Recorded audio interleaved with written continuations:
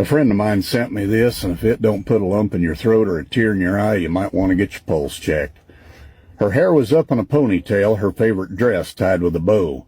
Today was Daddy's day at school, and she couldn't wait to go. But her mommy tried to tell her that she probably should stay home. Why, the kids might not understand if she went to school alone.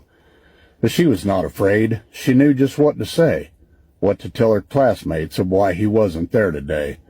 But still her mother worried for her to face this day alone, and that was why once again she tried to keep her daughter home. But the little girl went to school eager to tell them all about a dad she never sees, a dad who never calls. There were daddies along the wall and back for everyone to meet, children squirming impatiently, anxious in their seat. One by one the teacher called a student from the class to introduce their daddy as seconds slowly passed. At last the teacher called her name. Every child turned to stare. Each of them was searching for a man who wasn't there. "Where's her daddy at?" she heard a boy call out. "She probably doesn't have one," another student dared to shout. And from somewhere near the back she heard a daddy say, "Looks like another deadbeat dad too busy to waste his day." The words did not offend her as she smiled up at her mom and looked back at her teacher who told her to go on. And with hands behind her back, slowly she began to speak, and out from the mouth of a child came words incredibly unique. "My daddy couldn't be here because he lives so far away, but I know he wishes he could be since this is such a special day. And though you cannot meet him, I wanted you to know all about my daddy and how much he loved me so. He loved to tell me stories. He taught me to ride my bike. He surprised me with pink roses and taught me to fly a kite. We used to share fudge sundaes and ice cream in a cone, and though you cannot see him, I'm not standing here alone. 'Cause my daddy's always with me, even though we are apart. I know because he told me he'll forever be in my heart." And with that her little hand raised up and lay across her chest, feeling her own little heart beat through her favorite dress.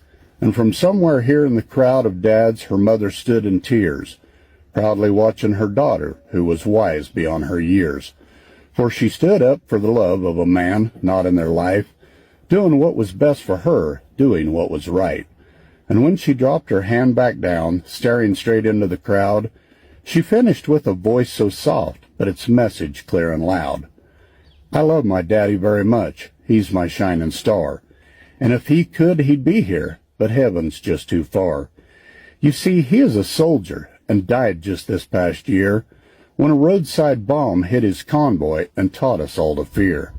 But sometimes when I close my eyes, it's like he never went away." And then she closed her eyes and saw him there that day. And to her mother's amazement, she witnessed with surprise a room full of daddies and children all starting to close their eyes. Who knows what they saw before them? Who knows what they felt inside? Perhaps for merely a second, they saw him at her side. "I know you're with me, Daddy," to the silence she called out. And what happened next made believers of those once filled with doubt. Not one in that room could explain it, for each of their eyes had been closed. But there on the desk beside her was a fragrant long-stemmed rose. And a child was blessed, if only for a moment, by the love of her shining star, and given the gift of believing that heaven is never too far. May God bless those who have served, are serving, paid the ultimate cost, and the families at home.